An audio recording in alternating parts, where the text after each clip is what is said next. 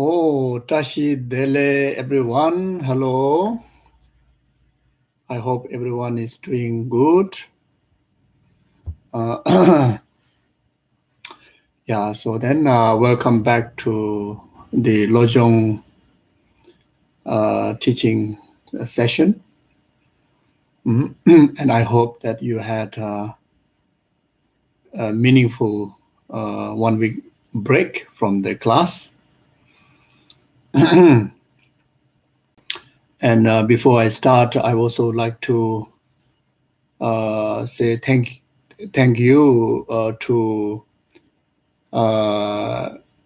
FPMD Australia National Office for the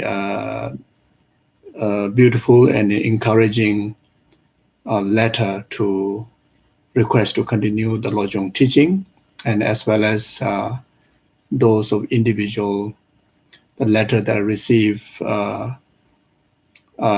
through a national office, as well as directly from different FPMD centers and individual students, not just in Australia, also around the world.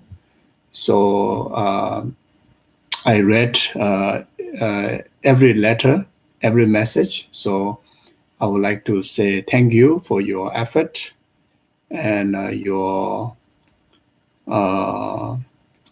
interest, aspirations in learning the Dharma, in particularly to learn, the series of different classical Lojong texts.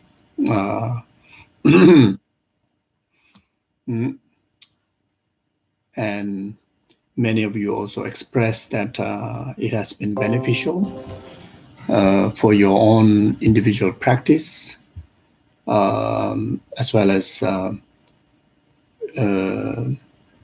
meaningfully, skillfully tackling the difficult time that we went through with this pandemic, to do with yourself, with your family, and overall, how we should present ourselves to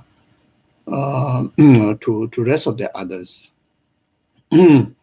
rest of the humanity, when humans go through this kind of distracted time. And also some individual expressed that within their own family they had tragedies in the normal circumstances, but in particularly in relation to COVID, people pass away, people got sick, and people are very scared and frightened. And they express the first thing that came in their mind is to utilize the Lojong practice, and in particularly the weekly, reminded the Lojong practices, through this series of almost I think 1 or 2 years already now. And people feel life has been meaningful, not only in a good time, but also in difficult time. So from knowing this, I feel very heart touched. I feel inspired by your practice, not just having a lot of understanding of Dharma materials and Dharma teachings, not just completing so many different level of courses, or not just can count many numbers of teachings that you receive and retreats that you have done, and how many spiritual friends and the gurus that you have. But sometimes, people get out of hand sometime when tragedies comes in our way, when fear intrude into our system, when samsaric overwhelming tragedy like suffering of pain, suffering of sickness and suffering of death comes in our way, then, basically all our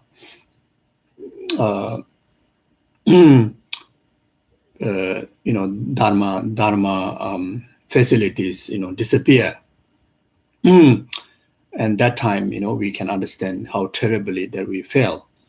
But what I see from the letters and messages that I read, everyone is focusing on mentioning how effective it has been to remember the Dharma practice, the Dharma antidote, timely and effectively, to be able to, apply right to the situation, and not only apply, but there's a story of they've been successful in application. They're able to pull themselves out of those muds of very sticky muds of problems and difficulties, and they're still able to maintain the calmness state of their mind in the understanding of the Dharma, in the practice of taking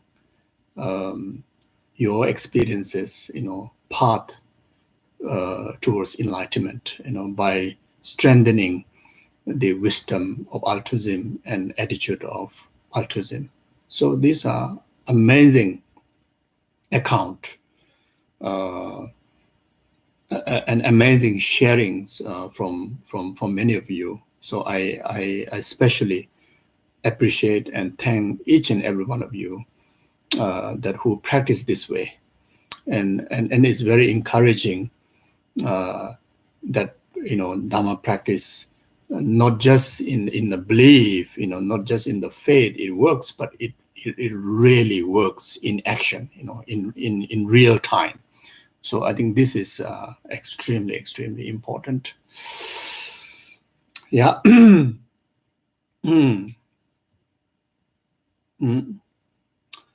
Yeah. Then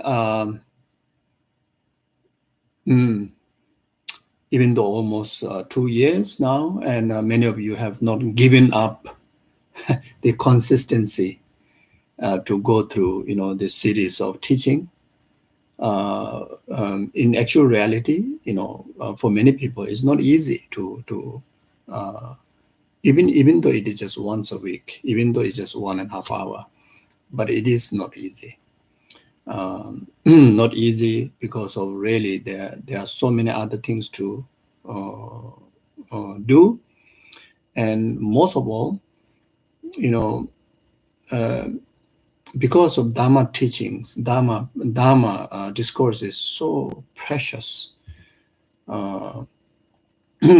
so precious.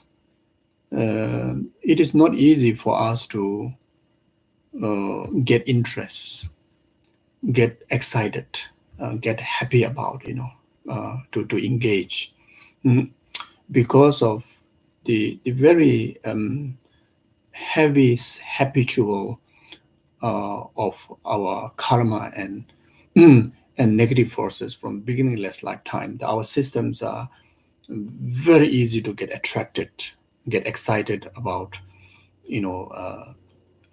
negative events that arise, that events take on the basis of attachment, desire, aversion, etc. So Dharma teaching is not something so easily can be motivated. It requires immense of effort, So even though it's just once a week, 1.5 hours, but that can that is a great effort of yours. So I salute to each and every one of you to be able to continue with this.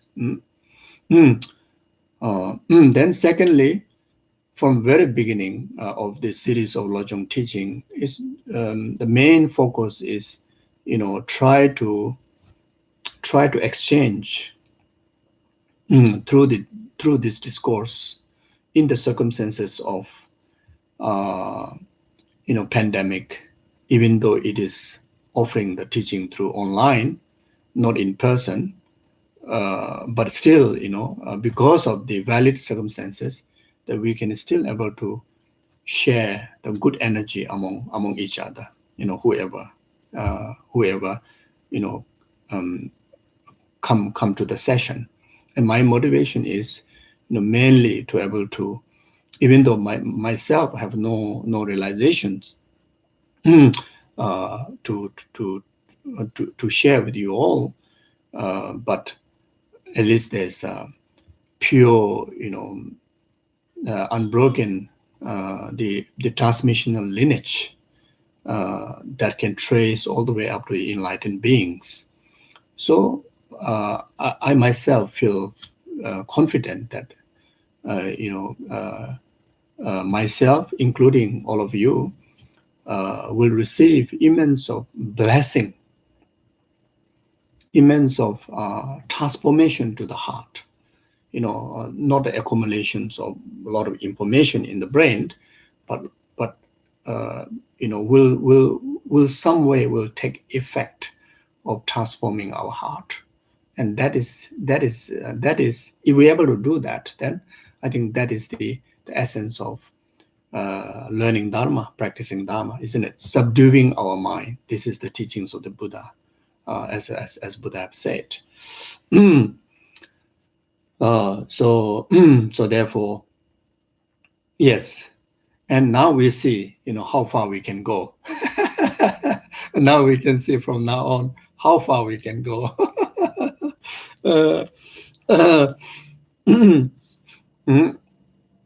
So now, before we start the session, so there are a few things that must, must actualize as a preparatory practice in order to make, our sessions most meaningful. As a Buddhist practitioner, someone who is studying, Buddhist teaching, then the first thing very important is that we discuss or we engage in the activity that by nature is virtue. By nature is virtue. So there's a very minimum, the basic Buddhist conduct.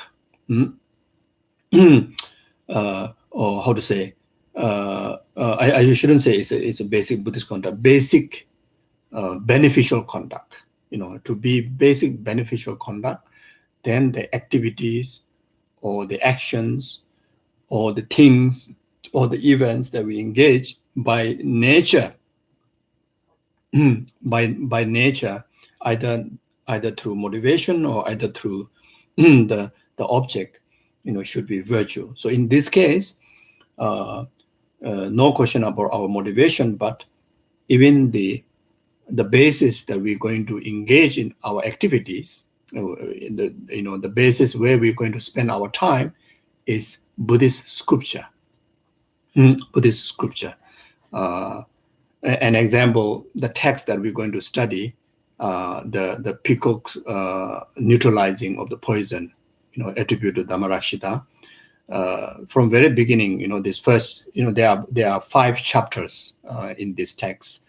The first chapter is all are directly spoken. Every word directly spoken by Buddha himself. It comes in the Jataka, Buddha's previous life stories. So it's spoken by Buddha himself. Then Dharmarakshita, compiled in his text, in this text, you see. Then the rest of the verses which compose, by Dharmarakshita, who is a great Bodhisattva, whose treatise, whose wisdoms are based on, Buddha's own word. You see, so by that, then without any doubt, the text that we are studying is virtuous. More than that, it is altruistic virtuous, because the text discuss the main theme of the teaching is true altruism, bodhicitta and emptiness. Then the greatest dharma, you see, greatest virtue. Then secondly, here we should refresh our refuge practice. The refuge is important in order to differentiate, our time, our practices, truly, genuinely become cause of liberation. Not just being virtue is enough. Even non-Buddhist practitioners, there are great cultivation of virtues, but those virtues are not directed to the liberation. You see, so Buddhist teaching, the another most important requirement, whatever we practice, making sure that it become cause of liberation. Otherwise, it won't become Buddha Dharma. So for that purpose, then we shape our attitude by taking refuge in Buddha Dharma Sangha. So that's the reason why we take refuge at the beginning of every Dharma teaching.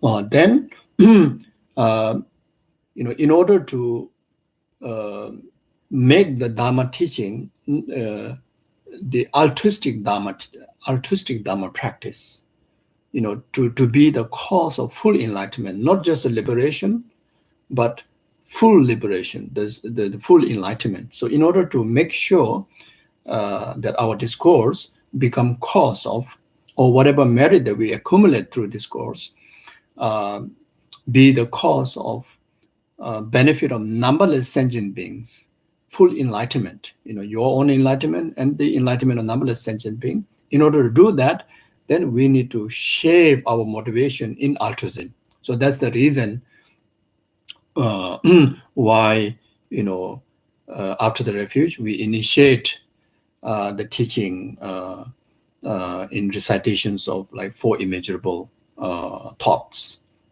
Or even in the 4 line of the refuge prayer, the last line emphasizing the bodhicitta intention, to making sure that our virtue become the maximum benefit. So like that. So therefore here, I will recite refuge bodhicitta prayer. Then after that, I make salutation to Guru Shakyamuni Buddha, then salutation to lineage gurus like His Holiness Dalai Lama. Then after that, recite the 4 immeasurable thoughts. So as I explained before, from your side, try to, shape your heart with these attitudes, okay?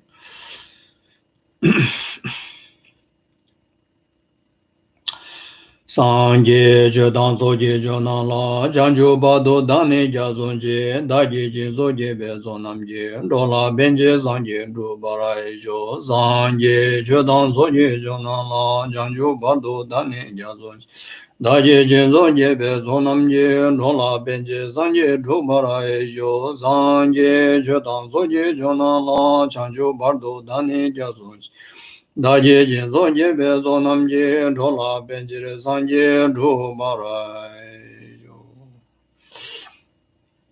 kang ge do je ne zo ne da wa dam je bam be je dam be je ne den je be go dam de la cha che lo do ni ni je zong do ju be lam je je kan je den de ge cha na be mo den je ya zo so wa de zo da ju jin je lo sem je dam je de wa dang de we ju dang de bra ju je sem je dam je dong a dang je ju dang da wa ju je sem je dam je dong a me be de wa dam mi da wa ju Semje damje nyere jada nyedan rave, danyola nebra juroje, semje damje dewa dang, deve judan debra juje, semje damje dunga dang, dunga je judan rawa juje, semje damje dunga meben dewa dami rawa juje, semje damje nyere jada nyedan rave, danyola nebra juje. Semje damje dewa dang, deve judan debra juje, semje damje dunga dang, dunga je judan rawa juje, semje damje dunga meben dewa dami rawa juje, semje damje nyere jada nyedan rave, Tanyola nebara gyoroje. Okay, thank you very much. So, yeah, the text that we're going to study from now on will be the Peacock's neutralizing of poison attribute to Dharmarakshita. If you are using the mind training, the great collection volume, then it is on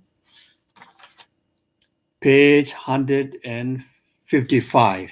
It is on page 155. Yeah, so as I mentioned before, this text has 5 chapters. Then the first chapter is very much emphasize on the teachings of generosity from the practice of 6 paramita. The first practice of paramita of generosity. Then, in order to illustrate the great extent of the practice of generosity, Dharmarakshita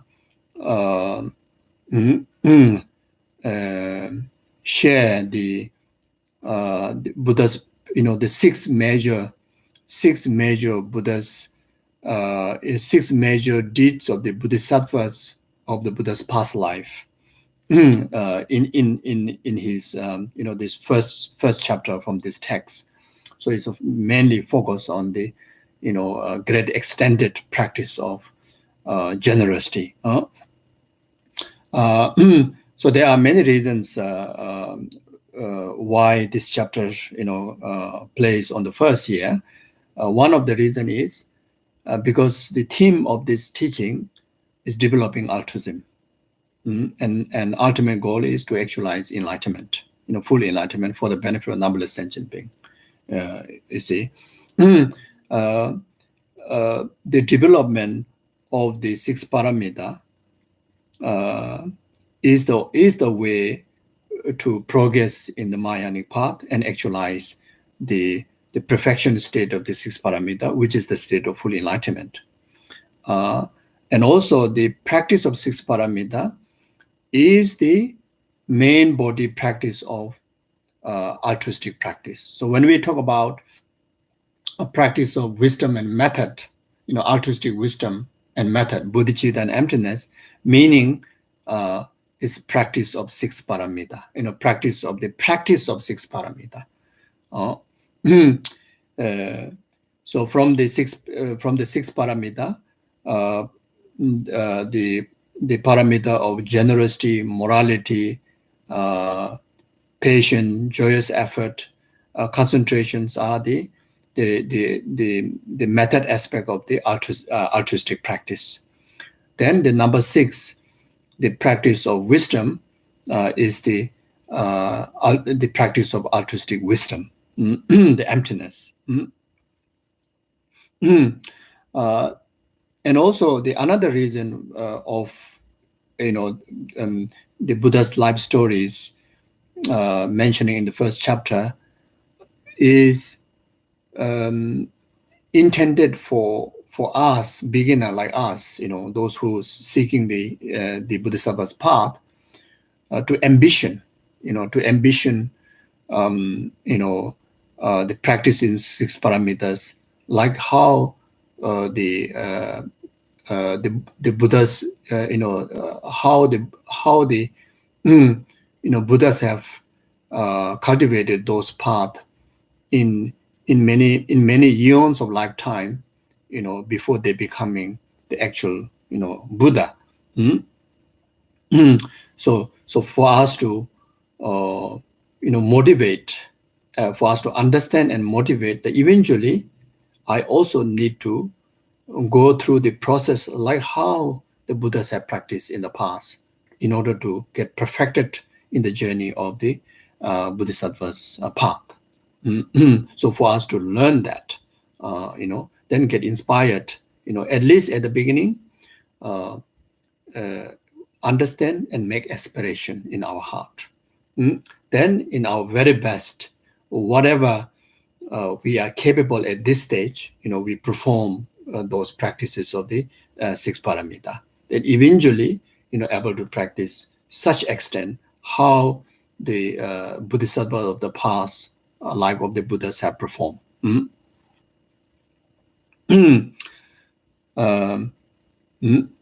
So something like that.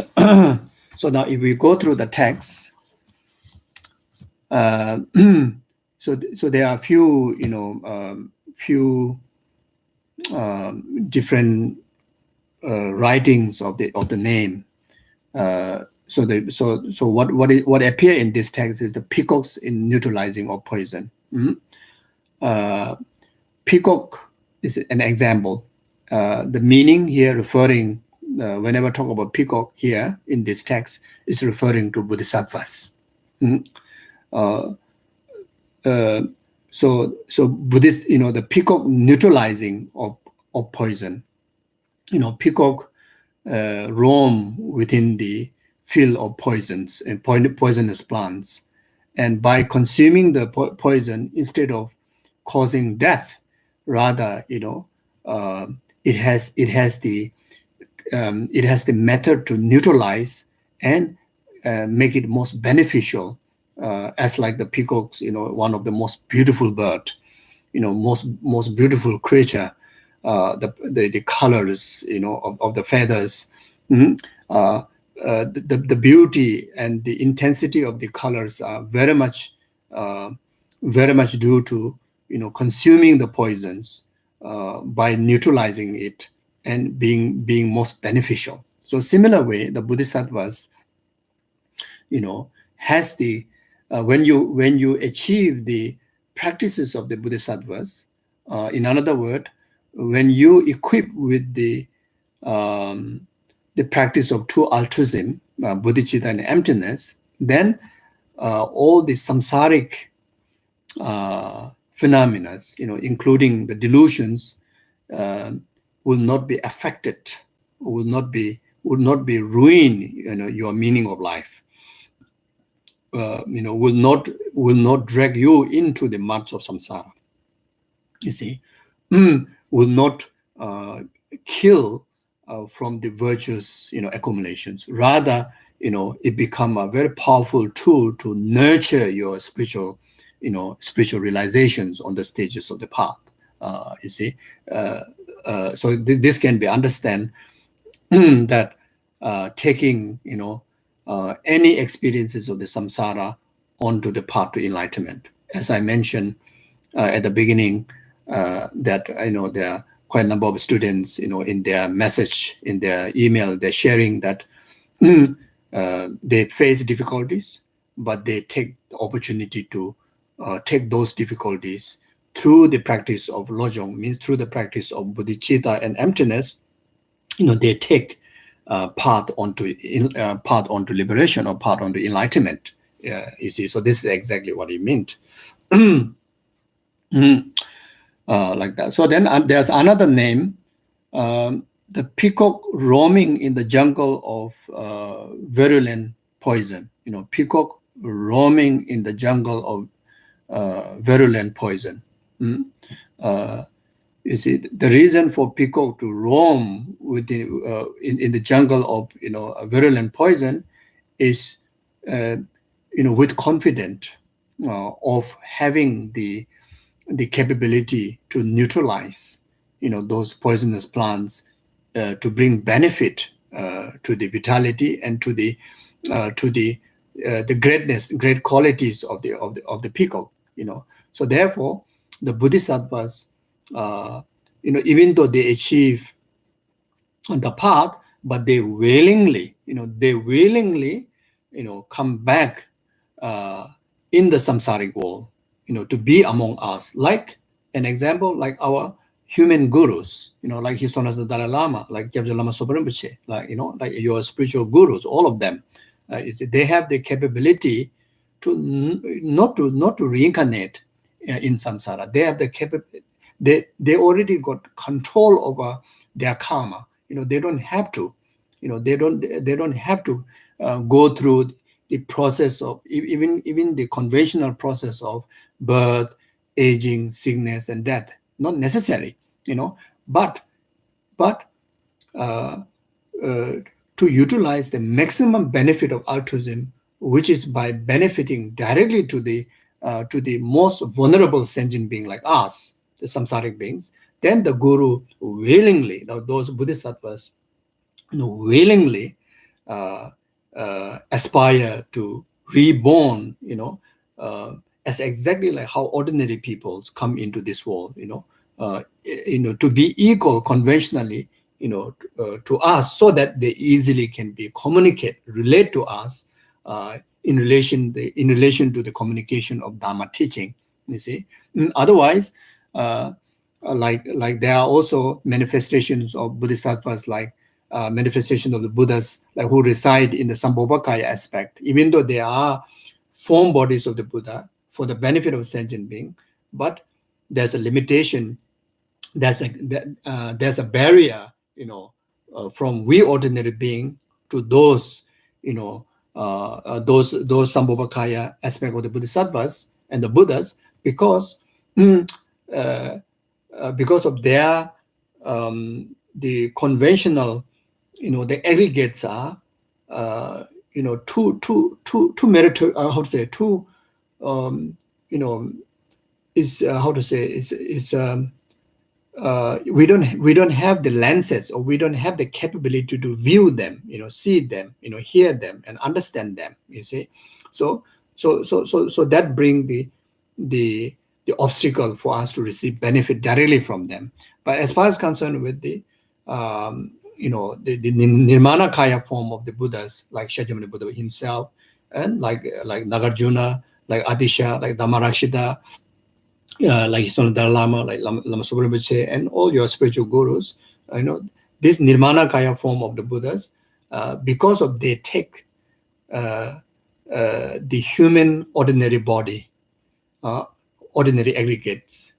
Because of that, then even how ordinary we are, we have a direct access to them, so that they can easily can benefit us through verbal conversation, through physical examples of enlightened and Buddhist qualities, and also through their all form of manifestations that they manifest, all will be directly benefiting us. You see, so so you see, so that's why they the Bodhisattvas roam in the virulent poisonous field of samsaric existence, like that. Then there's some texts they use the name the poison destroying peacock mind training. So the mind training practice, or the teaching, teaching mind transformation teaching that helps to destroy the poisons, like delusions, poisons like delusions and karma, something like that. Then this text, as I mentioned before, is composed by Dharmarakshita. It says like this: the peacock roaming in the jungle of virulent poison was motivated by the great non-objectifying compassion for all sentient beings. It was composed by me, Dharmarakshita, a yogic, dwelling in the dark mountain cave, who has trained his eyes of intelligence in the merit field of knowledge has gained power over the understanding law of karma and is free of doubt pertaining to the meaning of the non-dual view. So, so this teaching is composed by Dharmarakshita. So Dharmarakshita is one of spiritual guru to Lama Atisha. Lama Atisha also received all these teachings from him. So therefore, is our lineage guru like that. So then, start with homage to Lord Yamataka. So this is a special, way of composition, especially to the Nalanda Pandits, and that tradition also carried by the Tibetan great Mahasiddhas. Whenever they do composition of Dharma texts, then first, they pay homage. So homage to, like Buddhas, gurus, Bodhisattvas, deities, etc. So in this text, they pay homage to Lord Yamataka. The reason of paying homage to Lord Yamataka, because Yamataka represent, Yamataka is the manifestations of, wisdom of non-dual, wisdom of emptiness, appear in the form of deity. Or Yamataka is wrathful manifestations of Buddha wisdom, the Manjushri. And also this text, the main theme of this text is to illustrate the direct antidote to the negation, the self-grasping, ignorant, and self-cherishing attitude. So the root cause is the self-grasping, ignorant, self-grasping, ignorant on not understanding the ultimate truth of phenomena or existing, the self and others. So Yamataka, being the embodiment of Yamataka is the embodiment of wisdom of non-dual or wisdom of emptiness. Then paying homage to Yamataka before we study for Dharmarakshita, before he composed, it helped him to clear obstacle in the composition of this text and also accumulate meritorious conditions to actualize accuracy, to deliver the purpose of the teaching by the blessing of the Yamataka himself, who is the most wrathful aspect, most intense aspect, the illustrated, of emptiness in the deity form. So that is the reason why I pay homage here. And for us, when we study the text, then we too, those of we have initiation, then very, very, very easy to relate our practice with Yamataka. If not, then just simply understand, So Yamataka, that who, those of you who have seen the picture, then you can visualize them, then pay homage. Those of you who have not even seen the picture, then Yamataka is, manifest in the bull head.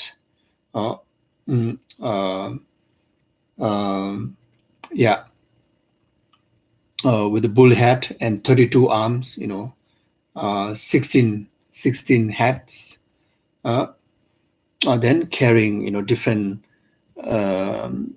the spiritual symbolisms that which symbolize very much of wisdom and methods, which symbolize the deities, 4 activities, pacifying, increasing, controlling, wrathful activities, etc. So in short,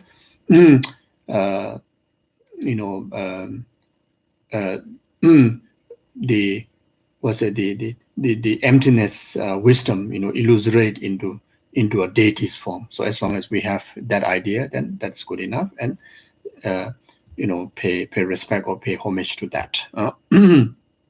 So that way, for us also, whether I able to interpret the teaching clearly or not, then because of your own, the clear, clear mind, which blessed by Guru Yamantaka, then there's a natural wisdom, for you to, listen correctly and understand correctly, and apprehend and apply the practice correctly and most successfully. So in order to do that, then the veneration to the gurus, and all, in particularly, like such as here Yamataka, it comes very important.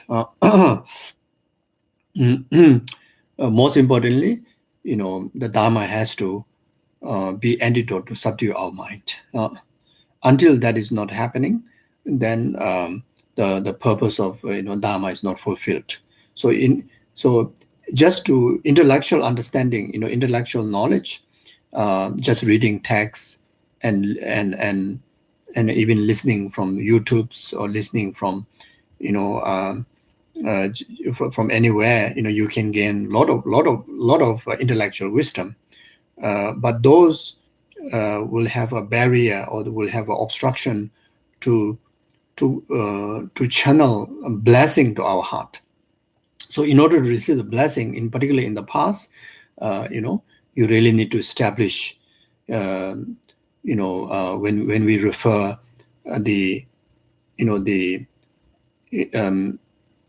traditional way of receiving the blessings, through like such as commentaries and oral transmissions, initiations and vow, etc. That everything has to be conducted in person. In person, and that we can understand the effort that Atisha have put.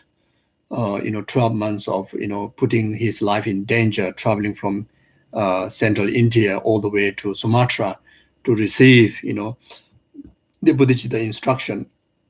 There are so many texts available in India. He don't have to travel all the way to meet Silingba in person, to receive the direct word. You see, even you receive the direct words, there won't be any new and more kind of unheard, words be there, because whatever that Silingba going to emphasize is already in the Buddha's, Kangyur treatise, and Atisha already studied all of them.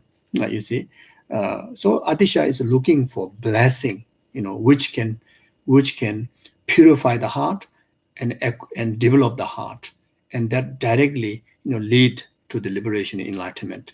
For that purpose. You see, so therefore, the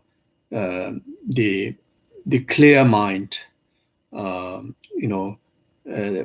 pure heart, pure respect. If there's a faith, wonderful. If not, at least the pure respect to the teaching, to the teacher, to the lineage, to the practices. Then really, when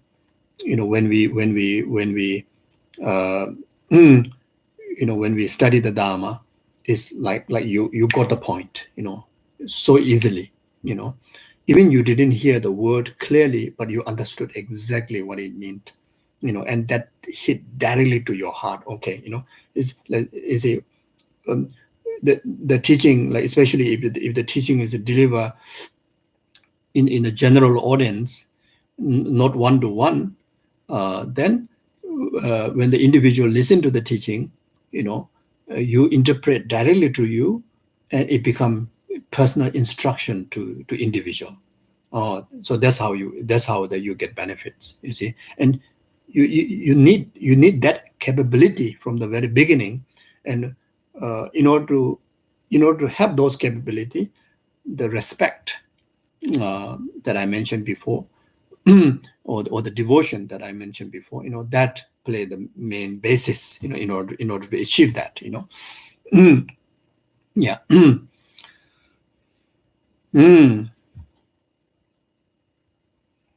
So the first verse, it says, just as when he was born as a prince Visvantara, he gave away his son, daughter, and kingdom, so too must you give away entirely without reservation your wealth, friend, and so forth, which you hold so dear. So there are many ways of giving commentaries. The commentary on each words, the word commentary, then commentary, of the meaning of the verse, just brief meaning of the essence meaning of the verse, or just reciting, just reading whatever is in the text, etc. And then there are also other like experiential, the commentary that which what do you call improvise, incorporate with experiential experiences. You illustrate, giving your own examples, the living examples. So there are many different type of commentaries. So I was thinking that from this text, in this text, I will not go through as elaborate like what I did. In the Will of Sharp Weapon. Will of Sharp Weapon also, that is not the most extended commentary, but we spend quite a lot of time. But here I'm thinking to do more briefly. Yeah, so something like that. So just as when he was born, so he was born, he referring to the Buddha, born as his previous life, his past lifetime as a Prince Visvantara. So Prince Visvantara, in English translation, is a prince liberating all. In Tibetan, it called Gyalbu Tamje Dol. So he practiced. This prince is one of a great example of great extent practice of generosity. He give away his there's a legend, or there's a story that I will share later, that he give away his son, daughter, and kingdom. So so in the same way, then like us, after we go through this verse, then we have to relate to ourselves now. So after like reading the first two lines, then after that, in the same way, may I be able to renounce. So this particular the particular point of this verse is renunciation. May I able to renounce without any sense of loss my family, friends, and possessions, which are so dear to me. So you need to relate to that. You need to translate. Instead of you must, give away, rather say I must. I must, give away or renounce. Without sense of any loss. So this, as I mentioned before, that we ambition that one day we too able to directly practice how the Prince, liberating all have practiced. But at this stage, we have to look into ourselves in what degree of practice of generosity is capable. So there are, three kind of practice of generosity. the generosity of material gift, generosity of protection, and generosity of dharma. You see, so generosity of material gift, start with um, giving foods, giving medicines, giving clothes, giving shelter, etc., etc., and generosity of protection, protecting someone from fear, fear of fear of any danger. You see, the generosity of dharma is sharing. You learn correct dharma knowledge, then you share those knowledge with others as much as you can. Like the value of compassion, value of generosity, value of love, value of altruism, like bodhicitta, value of emptiness, whatever the understanding that you have, you can do. And I think most of us, uh, we can do certain extent of any of these three practice of generosity, even though at this stage that we are not in the position to, really give away, one's sons and daughters and one's house, etc. Even though we don't have that, we are not in that position, but we ambition that. But without reaching to the stage that you're able to come to a position that you are completely renounced, exactly like this prince, we won't able to get perfected in our practice of six paramita, the practice of generosity. If that is not perfected, then we won't able to achieve state of full enlightenment. As I mentioned at the beginning, the state of full enlightenment is the state of the perfection of six paramitas practices. So you see, so like that. So if I share the story,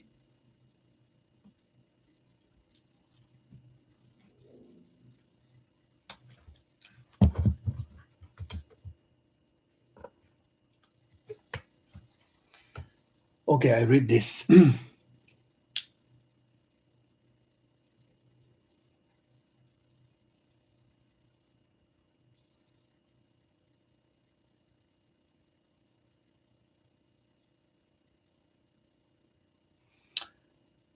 The main activities of the Bodhisattvas are the practice of six perfection. So from that, the first is the practice of giving, generosity. The Bodhisattva train in the six perfection in many lifetimes. First mentally, then by actually carrying them out.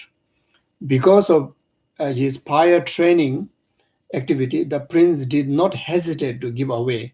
So here we are talking about the prince, the liberating all, Vishvantara. He when he took that rebirth as a prince Vishvantara, for him to engage in the practice of generosity is very easy. The reason is he have already, trained even before that lifetime, many lifetime. Because of that, the prince did not hesitate to give away all his possessions. He even gave away his own wife and children. Whenever he traveled, he distributed gifts to all who were needy. As a prince and as an aspect of royalty in those days, he traveled with a large retinue and on a huge white elephant adorned with decorations. In one kingdom, he visited the king coveted his elephant and sent some poor Brahmin to beg for it. Since he knew the prince was generous, they went to him and seek for it, saying, "We want your white elephant." The prince was overjoyed. It was as if he had thirst to give things to those who ask. So that kind of, it's like as if like he's waiting, people ask his help, people, like that. He was highly intelligent and realized that the Brahmin should have asked for food, clothes, or other basic necessities. but instead they asked for elephant, of which they had no need. But the prince gave them the elephant anyway, and then proceed on foot. So his journey proceed on foot. His ministers, military officers, and people were opposed to his giving away his elephant, and went on his father and said it was fine for him to give money and other things away, but inappropriate for him to give away the elephant. If he continued to act like this, they feared that all the royal possessions would gradually be given away. But the king couldn't refuse his son outright because of his great love for him, and he wasn't able to convince him to stop giving away his possessions.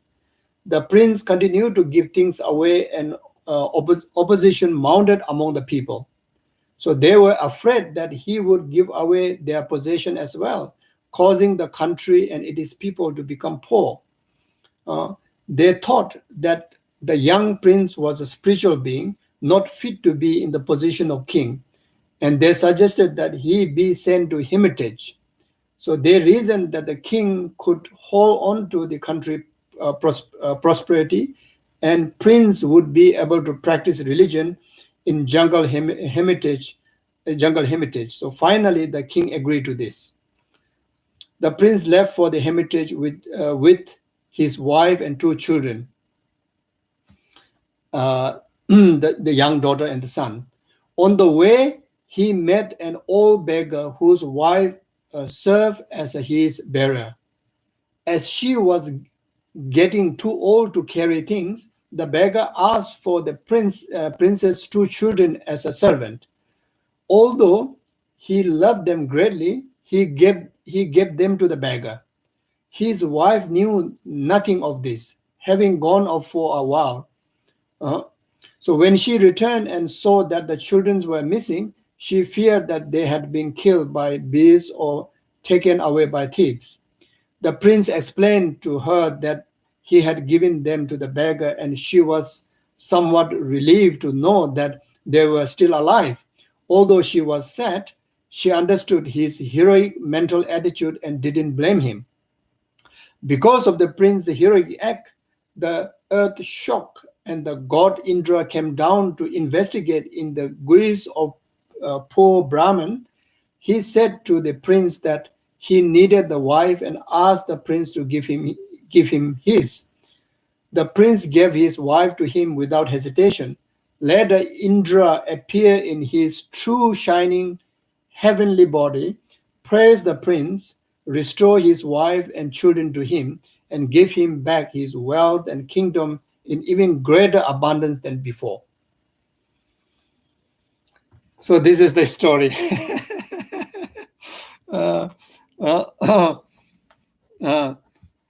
So some of you may think then, so that is, how can, even though your act could be Bodhisattva's act, but how about the,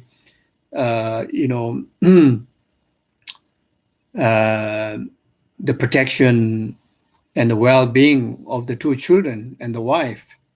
Some of you may think that this doesn't sound like it's like Bodhisattva's deeds, but the thing is that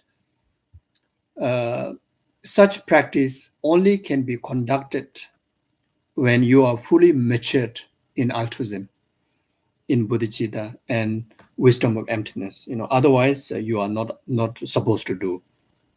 When you are fully matured in true altruism, then you also have a clear clairvoyance that can understand there's no harm to anyone. Rather, there's a greater benefit. Like in the story at the end, the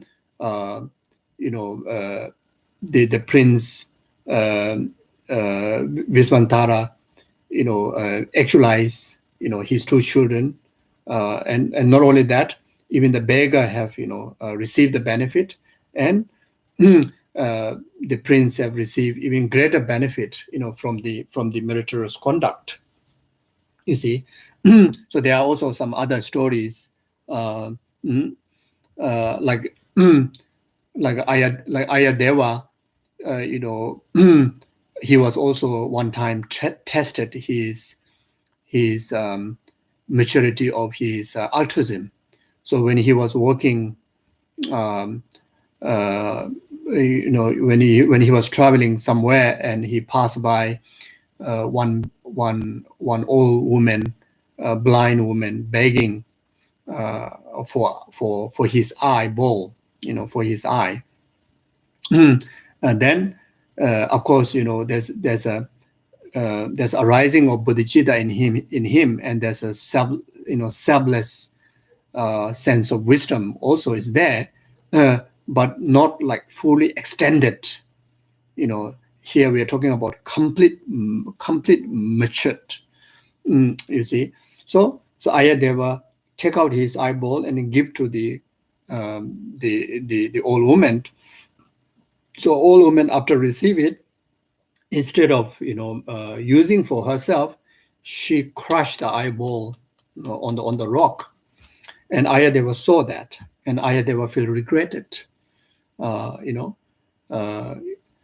I shouldn't have gift, because now the eye is not beneficial to me and also not beneficial to her.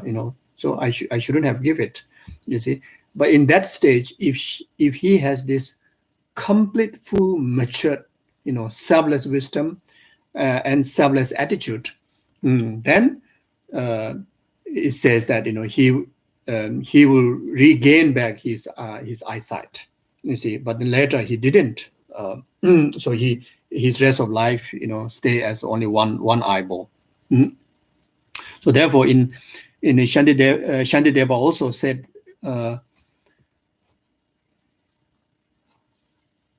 Shantideva said in the Bodhisattva's way of life that in the absence of the pure thought of compassion, do not give away your body.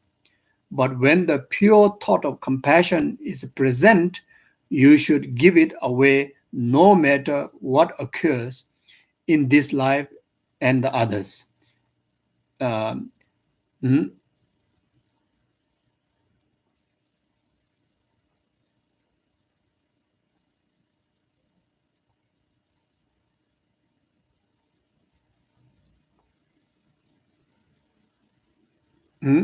So like that. You see, so here the word use compassion. So it's talking about fully matured altruism, bodhicitta. Then you can do that. So so as I mentioned before, this is our ambition. May we quickly reach such capability.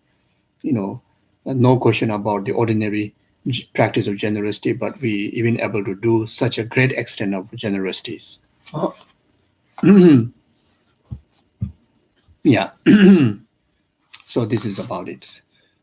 So now the second verse, just as when he was born as a Prince Mahasattva, he nourished a tiger with his own flesh.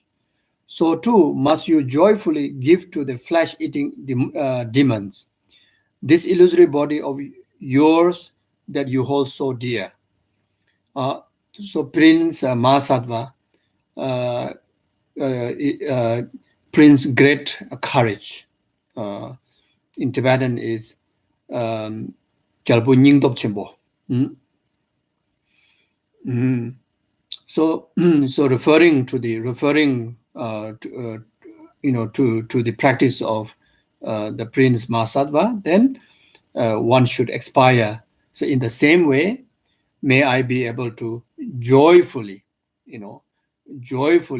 give this cherished illusory body to the host of Pishacha, or to the host of flesh eaters, flesh eating demons, you see.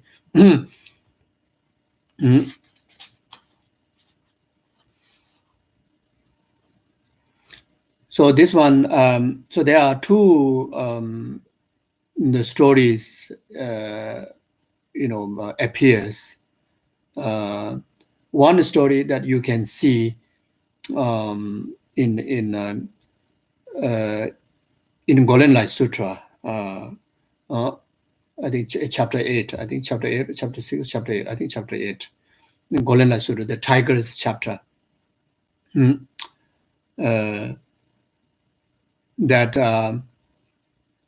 So based on that story, there's two bodhisattva who are prince, who are brothers. One is regarded Maitreya Buddha's previous life, and one is regarded Shakyamuni Buddha's previous life. So the Prince Mahasattva is the Shakyamuni Buddha's previous life, and Prince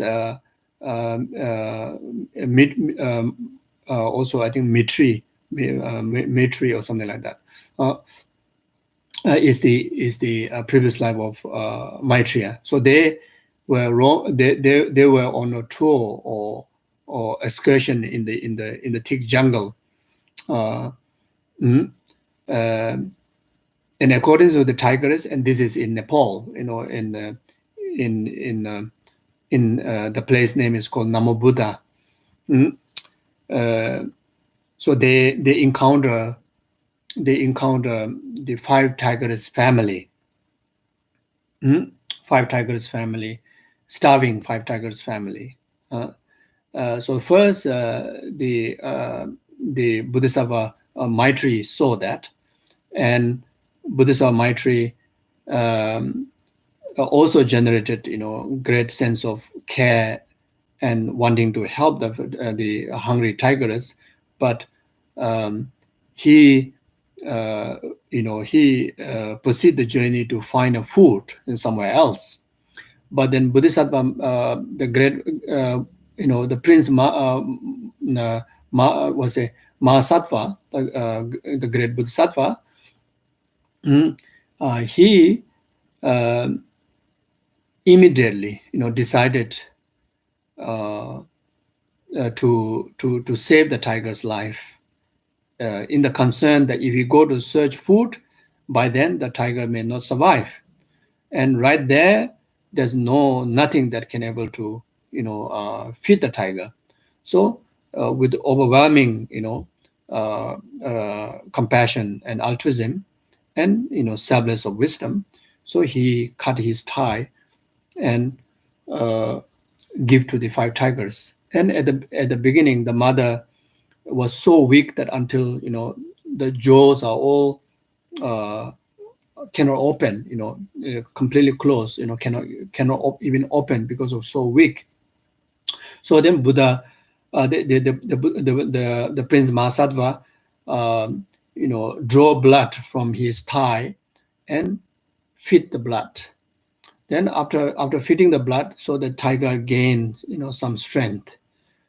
Then able to open the mouth jaw. Then after that, then cut the flesh and feed the tigers. I think the starting point is, he saw the urgency because the tiger's mother is very much in the verge of even eating on cups. So that's why immediately he made the decision to do that. Not only save the mother, but also not only save the mother from hunger, but also save the mother from committing karma of causing harm to others. You see, so then while the the Prince Mahasattva giving the charity, he made an aspiration that when I attain the state of full enlightenment and come to turn the wheel of Dharma in this southern world, may you five tigress family be the first five disciple to receive the Dharma.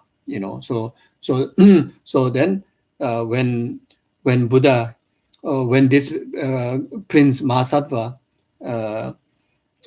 become Buddha and came to turn the 12 deeds of the Buddha, when he turned the first wheel turning of Dharma in Varanasi, then this five tigers families are already reincarnated as a 5 Brahmin who is mature in their faith and merits to receive the first teachings of the Buddha. And not only that, within that very short time that they have achieved arhatship. So this is one of the story related to that, related to this verse. But then based on the story that the Geshe Tenzin Zopa have shared in his commentary, it says like this. This story about the Buddha's previous birth as a prince, Maitri Bala,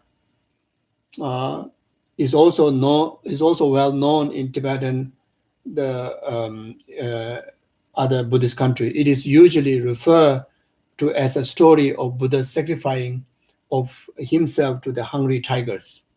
In the Great Kingdom in India, there was a king who had 3 children. The younger was called Maitri Bala. So, the Maitri Bala is the younger brother of the Prince Mahasattva, who was exceptionally loving and compassionate. So even his younger brother was exceptionally loving and compassionate. So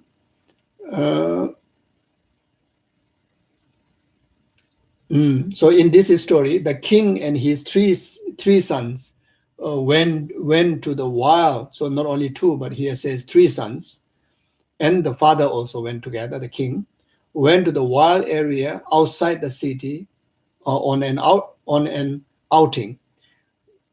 The son continuing further for the walk deep into the jungle. So when they were near to the tiger, then mainly two of them. So what you see in some other stories, when you refer to the 5 tigers as a story that I shared before, appear mainly the 2 bodhisattvas.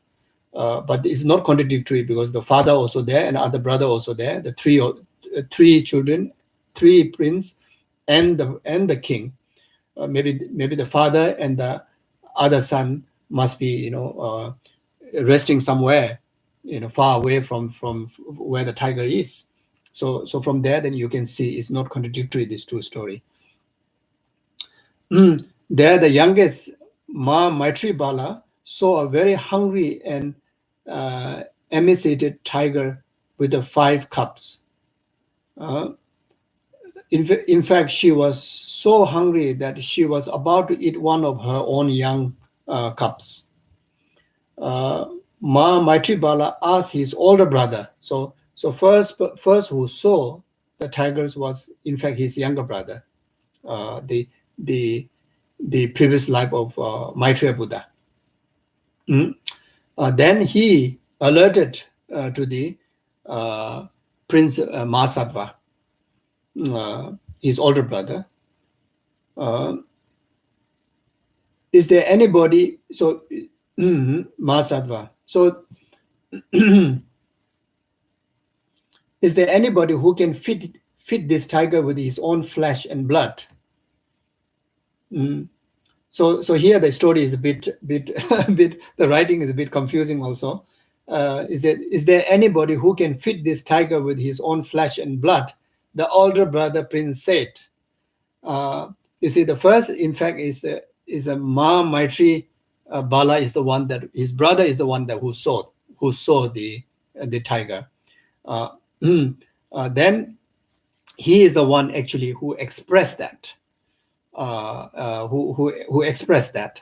Then the older brother, just to distract his younger brother, he replied by saying, "There's no one that who is capable. No one can do that. No one can able to fit fresh flesh and the blood to the tiger."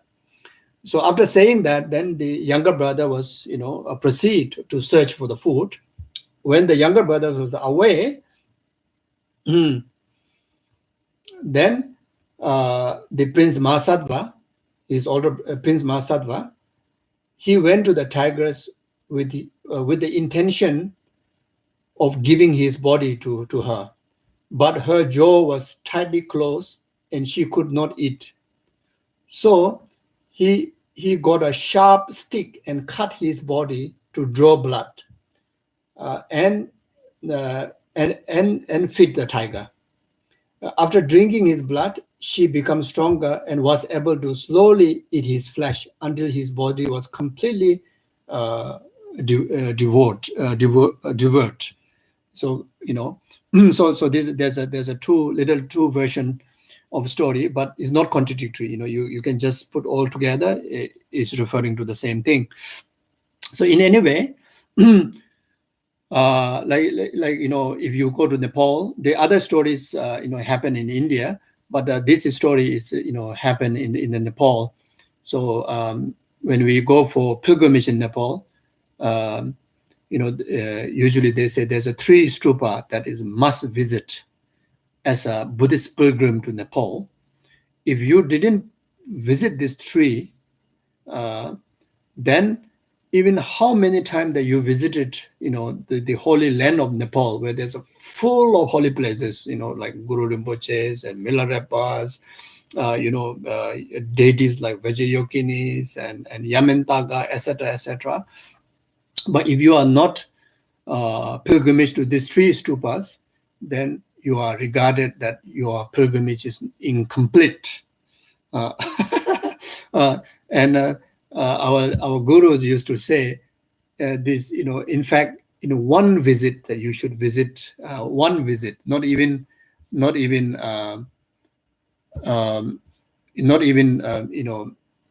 a few rounds of pilgrimage. One visit that you should cover these 3 stupas.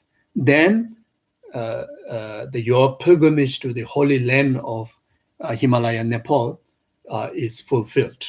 So that's what it says. So one of the stupa is the stupa in the Namo Buddha.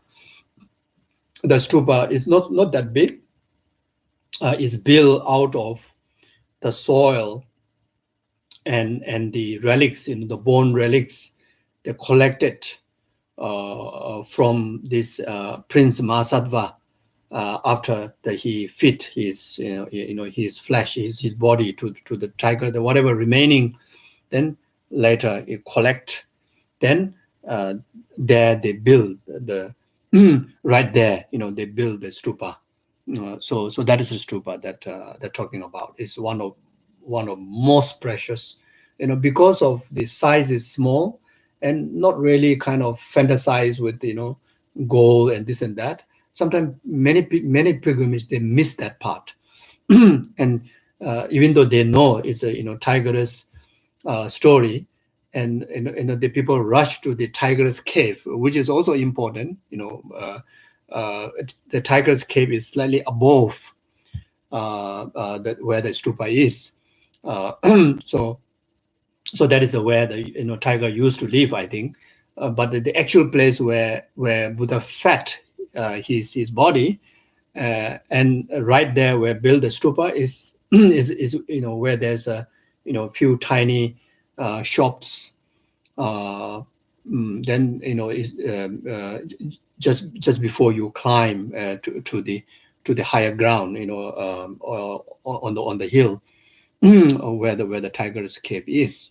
Then also there's one place, they put the calf on the rock, the prince picture, and the 5 tigers, and and many people regard that is the place where where the Buddha sacrifice, he make the charity of his flesh to the tiger. But some lamas, they says that that place is where the Buddha draw the blood and feed the tiger, When the tiger gain certain strength, by the time that is ready to give all the rest of the body, is the place where the stupa was built. So it's not that far, but at the same time, in our ordinary perception, is like why everything didn't happen here, like that kind of thing. In any way, whoever we go to, I mean, especially those lamas and those pilgrims who understand, would definitely go and visit where there's a carving of the prince and the tiger on the rock, and also, of course, the most important is the stupa down there, and also visit the cave. And there are some other small areas where people hang prayer flags, and of course the whole place will be very blessed, because the Bodhisattva Mahasattva, the Prince Mahasattva, and the Prince Maitri, both of them, they roam around there, you see, so that place is very blessed. So like that. So then another stupa is the Swayambhu, the self-arising stupa. The people, may usually call a monkey temple, because there's a lot of monkey there. So that is that's the stupa. So what you see now is outer is just a like protection to the main self-arised crystal stupa that which contain inside, and that exists. That stupa exists even before the valley was established. The Kathmandu Valley was established. The Kathmandu Valley is filled with water. So in the center of the water, there's a self-born crystal stupa, which is the self-arised stupa of Swayambhunath, where all the 4 previous Buddha, including Buddha Kashyapa, landed in the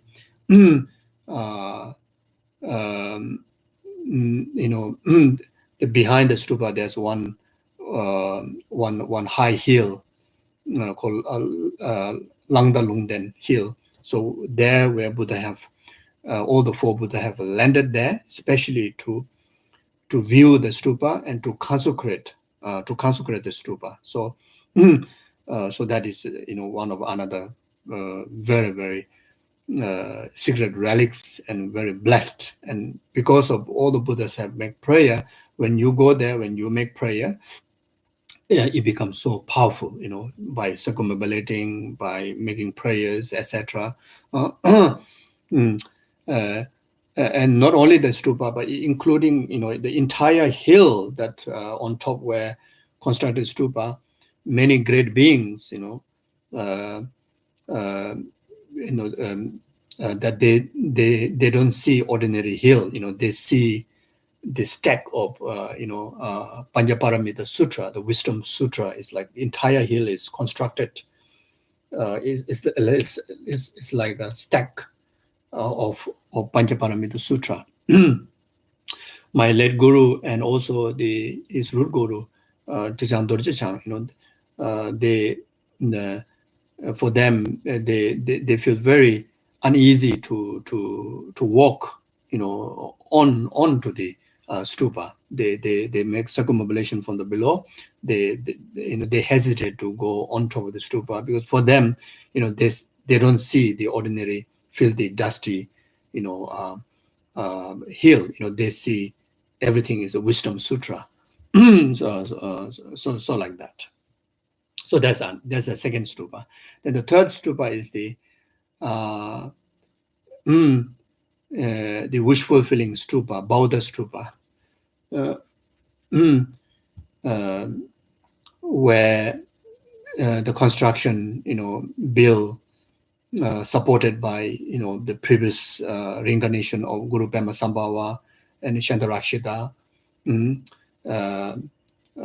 Then the Dharma, king of Tibet. Then the Bodhisattva mother, that who initiated to build this stupa. The stupa built from splitting tongue, the stories during that time that this lady who is coming from a very humble family, very poor family, and she wanted to build a stupa, and she went to ask a land from the king. And the king, seeing the humbleness of this lady, king thought that she was not able to build it, and she asked such a huge land, and she expressed that she wanted to build that much big stupa, and the king thought that is impossible. So just to make her happy, I say okay. So because of slip tongue, say okay, then the stupa was literally built and actualized. The stupa which contain Buddha's relics, the stupa that which is so powerful that that if you pray from the four directions, like directly eye contact to the where the Buddha's eye is, then make prayers. And some says that if you do the prayer in your first visit and the first glance of the stupa, then you make this prayer, then like without any doubt, all the prayers will be fulfilled. But then, but I think that is mainly when the stupa was accomplished, then whatever prayer that made by the mother Chetsima, who built the stupa, all the prayer came true. So the way how she make prayer, and if we pray the same way, the same style, then such benefit easily be actualized. But otherwise, just simply visiting there or any time, go around and make prayer, still is so powerful. I myself, I went through during my studies in Sarah. I went through few challenges that which almost obstructing me to complete my studies. So then I went to the Buddha Stupa and I make prayer. When first time when I went to Sarah, when then in the middle when the obstacles are on my way, then whatever prayer that you made, everything came true. I can say that. so like that. So these are the stupa. So next time, if anyone want to go to Nepal as a not just as a tourist, but really want to receive some benefit, blessings of such a holy land, paying so much money, going all the way to Kathmandu, then you can arrange at least just one day. Within one day you can visit all these three stupas. If you start the pilgrimage from early morning, it will be a bit tiring, but you can complete within one day. But then, of course, people will go all the way to Nepal. Then you will spend some time. So, you can visit each of the stupa, spending one day each, so that you can do proper prayers, proper viewing of the holy object, proper practice there. So I think it's going to be so meaningful, so meaningful. You see, one of the benefit of achieving the path of meditation is that practitioner, wherever you step your feet, wherever you touch your body, wherever you touch your body, that place become wish fulfilling, stupa. Like that place become a stupa, a meritorious object, where any being just being there, it purifies your mind, it purifies your karma, it accumulate merits. You see, in the text it say it becomes cheten, the object of your veneration, object of your offering, object where you accumulate merits and purify karma. So you see, so this is talking about if someone, not even Buddha yet, but who just reach part of meditation from the pipe path. When you reach the path of meditation, even in the first level of part of meditation, you first moment or part of meditation is like is a practitioner when you are in the second bhumis, from the 10 bhumis, when you're second bhumi, after you reach part of seeing, then you in the second bhumi, you're already in part of meditation. So so now these holy places is enlightened beings, enlightened beings, Arya, great Bodhisattvas, no question about, they, no question about that they are being in a high realized Arya beings, like those who are in a part of meditation, etc. You see, and the Buddhas. So, since they have landed there, they have conducted their practices. So, if we are able to just even be there, just even be physically there, even if we don't do prayers and practices, just being there, it brings immense of benefit, like that. Okay. So anyway, so I think I better stop here. I actually plan to finish the whole first chapter, but no way. So so I will stop here. Okay. So I will continue from next week. So we do short dedication practice. Yeah, so without any doubt, we collectively, individually accumulate so much merits, virtues. Then also we combine the vast merit accumulated by past, present, future Buddhas and Gurus. So may this collective merit be a complete cause for numberless sentient beings to purify samsara and its caused karma and delusion, and actualize temporary happiness up to the ultimate happiness of enlightenment. May this collective merit be complete cause those this world to be free from the pandemic, and those who ever suffering and in danger from COVID-19 be free from all those dangers, and those who are suffering now recover swiftly. Then the world be, swiftly come out of this pandemic. May all the cure be most effective. May, there are so many development of new variants. May this variants, stop completely, eradicate completely, and everyone able to resume, their normality, where people gain so much wisdom and good heart from the experience from what we went through pandemic, and every being, every people start to live with sense of gratitude to each other, sense of peacefulness, sense of loving kindness and compassion. May this collective merit be complete cause. People who pass away, in particular in last 49 days, and those of people that who requested prayers from me, from our gurus, and from you, and also those people that to whom we know that they pass away, and also just last 2 days who pass away, Chi So Chuan, and Lojong and the rest of the others, who pass away, be free from the suffering of death, suffering of intermediate state, suffering of rebirth.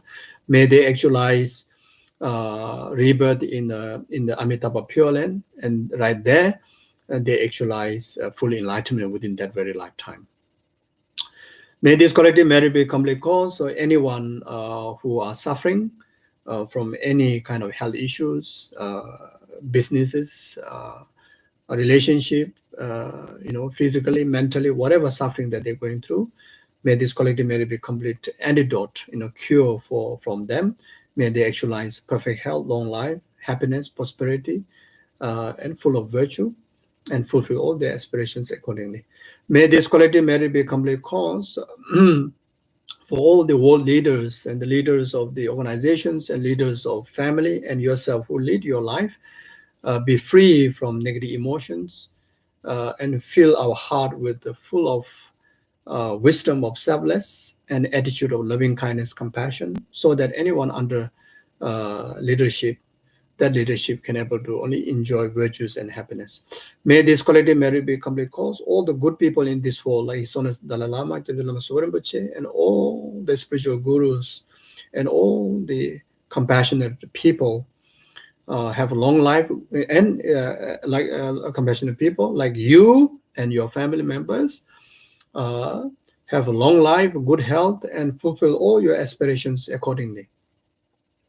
May this collective merit be complete cause. All the virtuous institutions like monasteries and nunneries, um, mm, then all the Dharma, FPMD centers and all the other, Dharma institutions, like all the FPMD centers in Australia, centers and study groups and projects, including national office, free from all the inner outer secret obstacles, and actualize all the conducive conditions to preserve the virtue and the Dharma perfectly, both in extensive learning and realization on the stages of the path, and fulfill the aspirations of our precious gurus accordingly. I forget to mention also dedicate this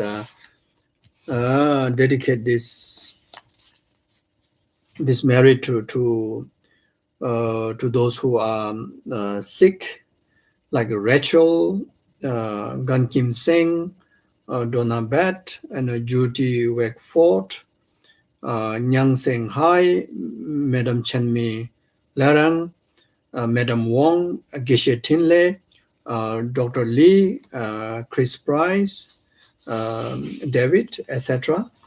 May they all be free from any form of health obstacles and actualize perfect health and fulfill all their aspirations accordingly.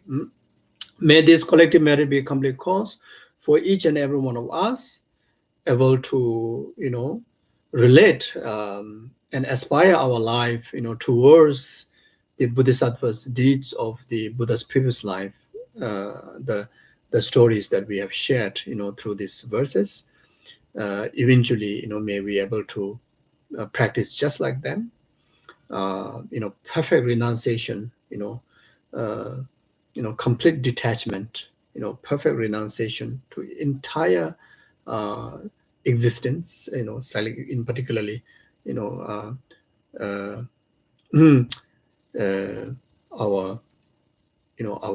our possessions, our aggregates, our identity, and fully able to dedicate entire our existence solely for the benefit of numberless sentient beings' well-being, and that also able to conduct with full of joy, with the genuine joyous effort, and the effort is so great that able to reach out to rest of the numberless sentient beings, accordingly with their needs. So may this merit be a complete cause. From now on, we each and every one of us able to practice the practice of six paramita in our best capability, and from there may we able to enjoy the most magnificent, most meaningful life. May the dedicator ourselves and the merit and the purpose that we dedicate all lies in the nature of emptiness.